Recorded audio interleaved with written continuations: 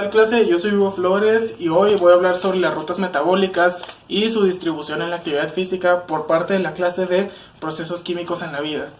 Bueno, hay que introducir primero unos conceptos, que es el proceso catabólico, que es cuando una sustancia se degrada, y el proceso anaeróbico, que es cuando una sustancia se mejora o se almacena en algo de más eficiencia. Aquí podemos ver nuestros tres factores principales: los lípidos, la glucosa, que es la que muchos consideran la principal, y las proteínas. Todas estas llevan un distinto proceso que al último las termina juntando o dejando cerca del ciclo de Krebs, el cual nos lleva hasta el oxalacetato. Pero lo importante son las ganancias de los procesos en sí. Algo muy importante que tenemos que mostrar desde el inicio, ya que en muchos videos, muchas clases lo van a ver desde el final, pero aquí nos va a apoyar bastante el saber cómo funciona la fosforilación oxidativa. Aquí podemos apreciar que en el proceso de la glucólisis se consiguen 2 ATP y 2 NADH positivos, igual aquí en la oxidación de piruvato, 2 NADH. Ahora, el ATP es nuestro principal objetivo a la hora de analizar una ruta metabólica. Entonces uno se pregunta, ¿por qué es que se hace tanta prioridad en los NADH, los FADH? Pues es bastante sencillo, porque eventualmente van a convertirse en ATP, pero no por sí mismos. Necesitan apoyo de un proceso que se realiza en el espacio intermembranal llamado fosforilación oxidativa. Por así decirlo, la fosforilación oxidativa toma lugar en el espacio intermembranal y restablece sustancias con hidrógeno por cifras de ATP en todas las rutas metabólicas, aunque las sustancias dependen también en las cifras. Como ejemplo, aquí podemos ver que por un NADH positivo se nos brindan 2 ATP, por un NADH neutro se nos brinda 3 ATP y por un FADH se nos da 2 ATP. Se los conoce así porque el fósforo es el principal jugador que hace posible el traspase, y oxidativa porque requiere oxígenos para llevar electrones. Comenzamos con los lípidos, los cuales el primer proceso que nos dan es la lipólisis. Decidimos adentrarnos al terreno de los lípidos, así que empezamos con su primer proceso, la lipólisis, los cuales son los ácidos grasos que se almacenan en los adipocitos, los cuales forman parte del tejido adiposo. El adipocito se almacena en triglicéridos. ¿Qué es un triglicérido?, se preguntarán. Es un glicerol más 3 ácidos grasos. Su nombre lo describe, tri y glicérido por la cifra, donde es una bolita con ácidos grasos, aquí como se puede graficar. Pero gracias a una simpática enzima llamada lipasa, esta remueve los ácidos grasos paso a paso. Aquí después tenemos un diglicérido, ya que perdió un ácido graso, ahora solo cuenta con 2, pero sigue siendo el glicerol. Nuevamente la lipasa retira un ácido graso y ahora es un monoglicérido, un glicerol más un ácido graso. Y después pierde completamente todos los ácidos grasos dado a la lipasa, donde el glicerol solo se va al hígado y se convierte en piruvato. El hígado tiene muchas funciones con los carbohidratos y con los lípidos. De ahí es donde decide si se crea el músculo, si se crean las infames llantitas, como les decimos, o si simplemente se quedan ahí, se retiran. Pero en el caso de los lípidos y en el caso de que una persona esté bien ejercitada, es probable que se convierta en piruvato, donde ahí eventualmente también se va a convertir en acetilcoenzima a menos que tome la ruta anaerobia y se convierta en lactato. Y todos los ácidos grasos encuentran su lugar en la sangre, la cual nos termina brindando ácidos grasos y acetilcoenzima A, la cual en un proceso mucho más completo y complicado es la beta-oxidación, la cual nos deja muchas más ganancias de NADHs, FADHs, pero también nos termina quitando ATPs. Tras haber encontrado su lugar en la sangre, los ácidos grasos son transportados por una proteína llamada carnitina hacia el espacio intermembranal, donde se van a ir preparando para su siguiente proceso, que es la beta-oxidación. Como sea, la beta-oxidación no toma lugar en el espacio intermembranal. Lo hará cerca, pero no está dentro. De hecho, tampoco está dentro de la matriz mitocondrial, la cual evidentemente sería la próxima parada, sino que es un espacio estrecho, pero realiza su mismo proceso en medio de esos dos lugares. Aquí es donde tenemos nuestro ácido graso complementado, donde tras la unión de una coenzima A se convierte en acilcoenzima A. Si se pueden fijar, la estructura es la misma, pero ahora cuenta con la coenzima. Ahora sufre por una deshidrogenación, donde termina perdiendo el hidrógeno, pero a causa de ello conseguimos un FADH que ahora va a estar libre por ahí, pero nos puede ser útil también, y crea un doble enlace con los carbonos 3 y 2. Después sufre una ligera hidratación donde recupera 2 hidrógenos, pero también tiene un oxígeno nuevo donde antes solo era un hidrógeno, aparte de que el enlace ya no es doble, sino es normal entre los carbonos.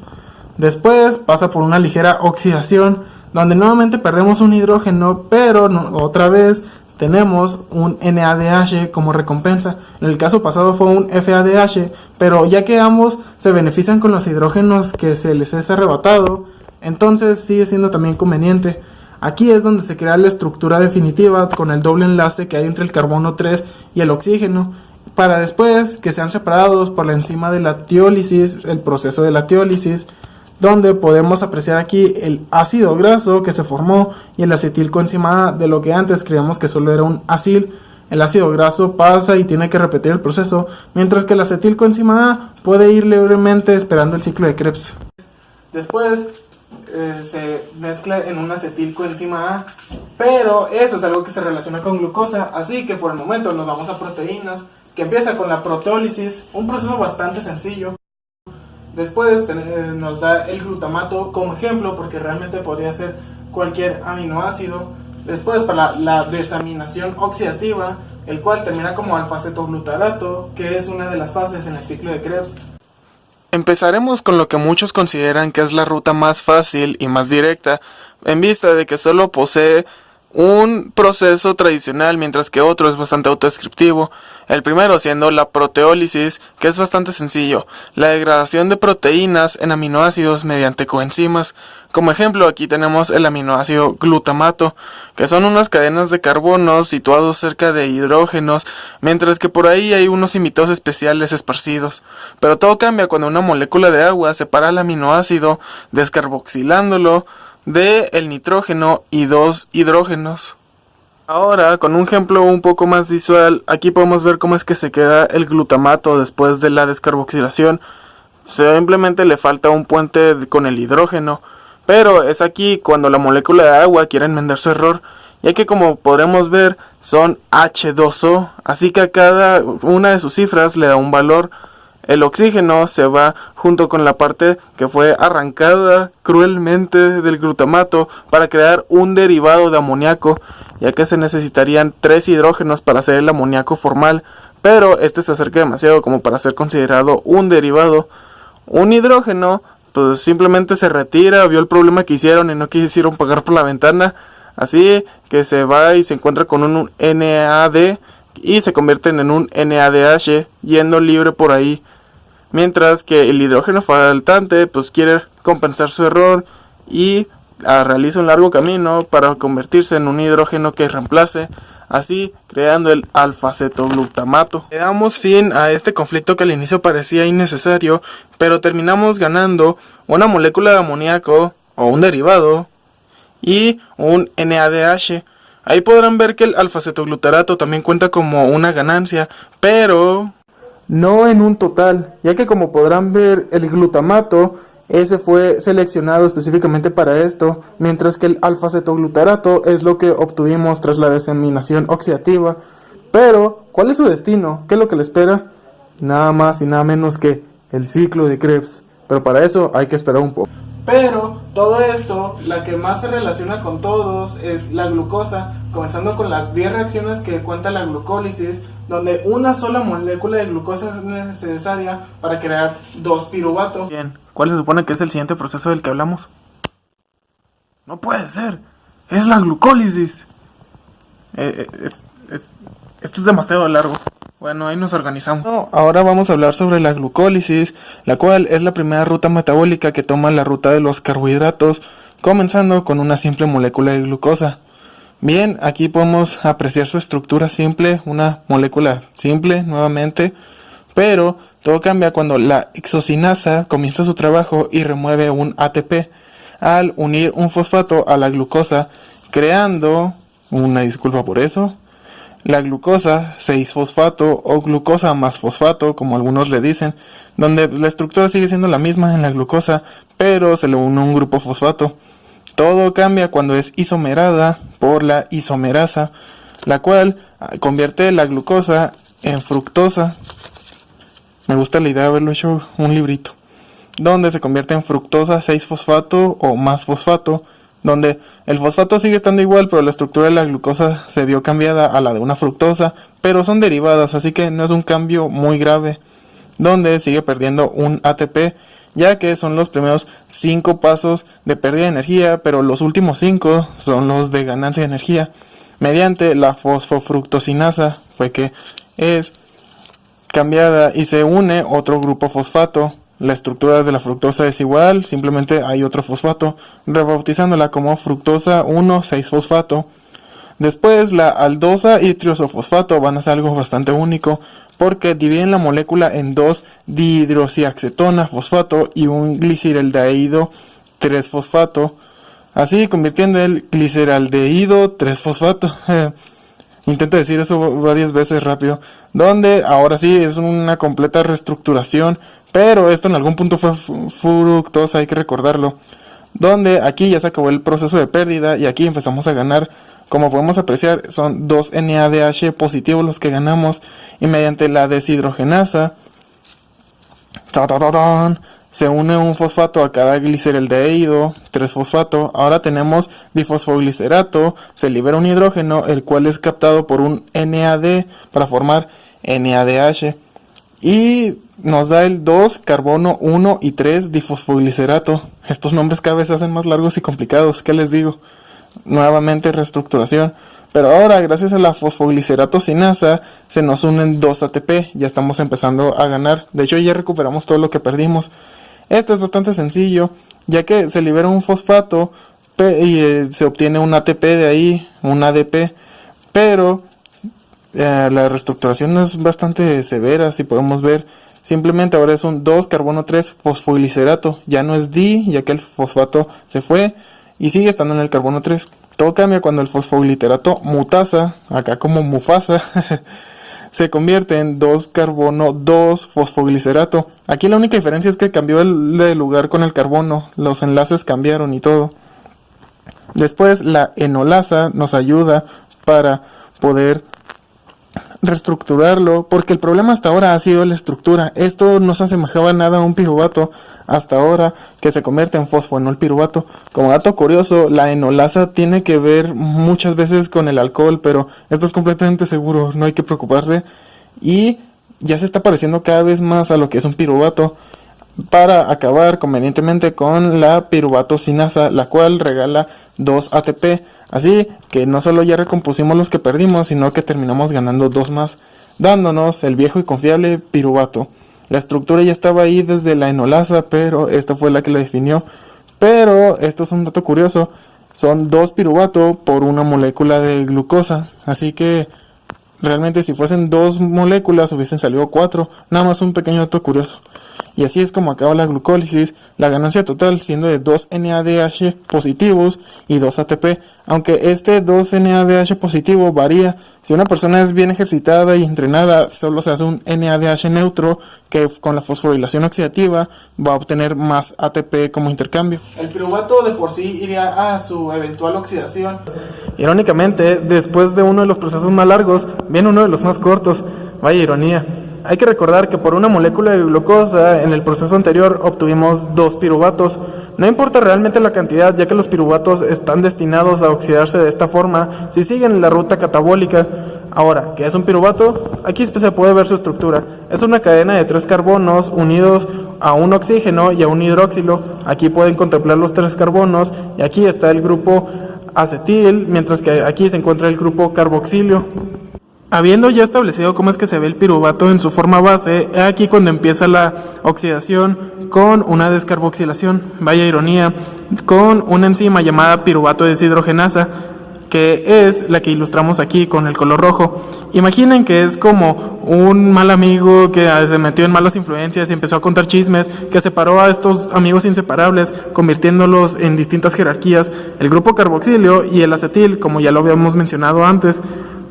Así es lo que llamamos una descarboxilación, ya que se separó un enlace. Bueno, es bastante triste saber cómo es que 2 colegas inseparables terminaron así, pero ahora nos enfocamos en el camino que toma el grupo carboxilio, que se deshidrogena y el hidrógeno es tomado por un NADH llevándoselo hacia el espacio intermembranal, mientras que aquí ya solo queda un carbono y dos oxígenos, creando así una extraña relación de dos moléculas de dióxido de carbono que encuentran su lugar en la sangre, donde eventualmente pasan hacia la tráquea y se van en la respiración, siendo más exactos, la exhalación. Pero así es como acaba su historia. Mientras tanto, aquí nuestro querido amigo tiene más historia que contar, donde el grupo acetil se une con una coenzima A, así creando el acetil coenzima A. ¿Y qué es de él después? Pues solo lo sabremos yendo hacia el ciclo de Krebs. Aunque para el ciclo de Krebs todavía falta, ya que ese es el gran final. Así que por mientras hay que recordar qué es lo que pasa si el piruvato decide tomar la ruta anaerobia, donde se mejora en vez de degradarse. Pues aquí podremos ver, hacemos un poco de retroceso y en vez de ser separado mediante la descarboxilación, simplemente toma un camino distinto, que es cuando se elimina el dióxido de carbono mediante la lactilación, donde termina en lactato y ahí acaba su viaje. Pero en este caso contamos con dos, así que nos termina regalando 2 acetilcoenzima A. Pero todo se culmina en el ciclo de Krebs. Aquí es donde culminan todas las rutas metabólicas, ya sea que directamente se vean involucradas en el ciclo o simplemente brinden una acetilcoenzima A. Aquí es donde acaban la mayoría de sus viajes en el ciclo de Krebs, propuesto por el alemán Hans Krebs en 1938, a pesar de que fue hasta 1952 donde se consolidó como un tema genuinamente para ver en la educación. Bueno, todo comienza con el acetilcoenzima A, que es condensado con el oxalacetato, brindándole 2 carbones extra de los que se había quedado previamente. A esto se le suma la enzima citrato sintasa, donde empieza el proceso de hidratación y pierde una coenzima A, alterando su estructura y el número de carbonos, hidrógenos y oxígenos, como podemos apreciar aquí. Después, por la acotinasa, se deshidrata con una molécula de H2O al ser perdida, terminando en cis-aconitato, de nuevo reestructurándola y renumerándola.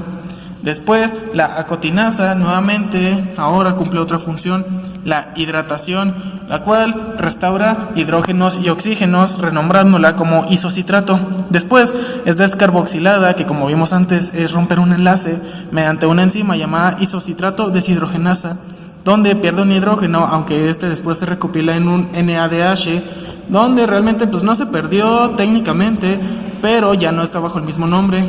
Y también se pierde un dióxido de carbono, donde así es transformado a alfa-cetoglutarato. Este es lo que vimos al final de la ruta de las proteínas. Aquí dio a conocer su destino, por así decirlo.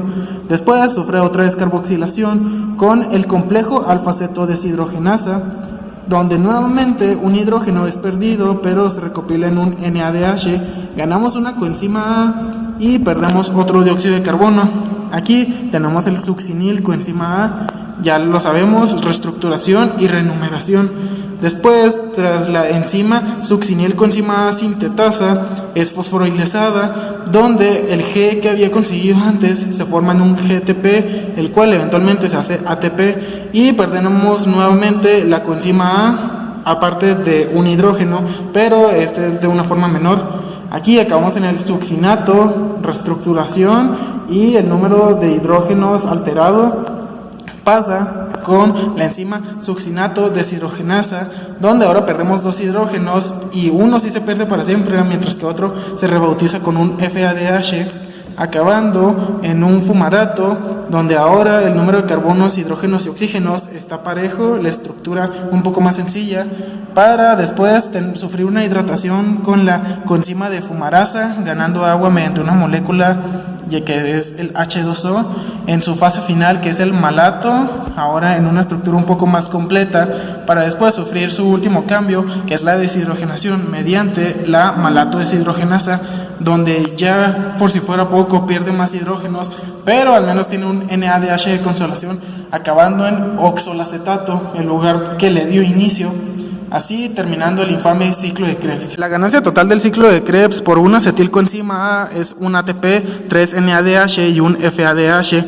Pero si tomamos en cuenta que seguimos la ruta de la glucosa, que es lo que la mayoría de la gente estudia, entonces son 2 lo que debemos considerar. Es un simple caso matemático de multiplicar por 2 y ahí tenemos 2 ATP, 6 NADH y 2 FADH, que sumando la fosforilación oxidativa nos darían 18 ATPs y 4 ATPs nuevamente. El ciclo de Krebs realmente es donde más ATP se ganan. Donde al final obtenemos oxalacetato. De ahí en adelante es donde también los NADH que han aparecido, es donde usamos la fosforilación oxidativa. Bueno, lo prometido es deuda. Y ahora ya nos quedamos aquí en la parte 1 del video. Gracias por quedarse hasta el último minuto, donde vamos a analizar los comportamientos de lípidos y carbohidratos mediante el ejercicio. Aquí tenemos nuestra taxa de oxidación máxima de grasas y podemos apreciar cómo es que se divide en aerobia, mixta y anaerobia. ¿A qué nos referimos con eso? Se refiere a la intensidad del ejercicio que realicemos o la actividad física. Aerobia es como la actividad de caminar de la parada del camión hacia la escuela o hacia la casa, al trabajo. Mixta es cuando haces eso corriendo y anaerobia es cuando propiamente haces ejercicio. Realmente hay un balance entre todo esto y podemos ver en las distintas gráficas las grasas marcadas por el color azul y los hidratos de carbono marcados por el color verde. Aquí es donde tienen un punto máximo de dónde es que se oxidan, dónde es que uno saca mayor progreso y provecho de esas actividades. Como podrán ver, el punto más alto de las grasas es cuando está entre la aerobia y la mixta. Por eso es que es más común ver gente que termina sintiéndose en mejor condición física si es que está por el plano sedentario y terminaron corriendo en algún punto a pesar de que no está en su rutina. Uno puede ver que se siente mejor de golpe, es por ese extraño efecto. Ahora, sobre qué tanto es efectivo, pues tiene que ver sobre qué tipo de persona eres y el tipo de actividades que realizas. Por ejemplo, las personas sedentarias están en el 40% de su actividad física cuando esto llega al punto máximo. La gente activa, la que se encontraría en el periodo mixto, los que simplemente realizan actividad pero no se dediquen a ello, al 60% de intensidad, mientras que el deportista o su cuerpo ya está acostumbrado a ser tratado bien, a pesar de que no les duele oír eso. Se requiere bastante para llegar a ese punto alto, pero es porque no lo necesita en ciertas maneras. Mientras que ya cuando llega a la escala anaerobia, los porcentajes suben, aunque pues, la meta siempre sigue siendo llegar entre aerobia y mixta. Ahora, ¿qué tiene que ver esto con las rutas metabólicas? Se preguntarán. Pues bastante sencillo. Los hidratos de carbono, la línea verde, existen dos procesos que toman lugar, que ya vimos antes, pero aquí se relacionan con el ejercicio. La glucolítica anaerobia se tomaría apenas en el inicio de la energía aerobia, la actividad aerobia. Es aquí cuando la glucosa mediante la glucólisis se convierte en piruvato, pero el piruvato se convierte en lactato en la ruta anaerobia.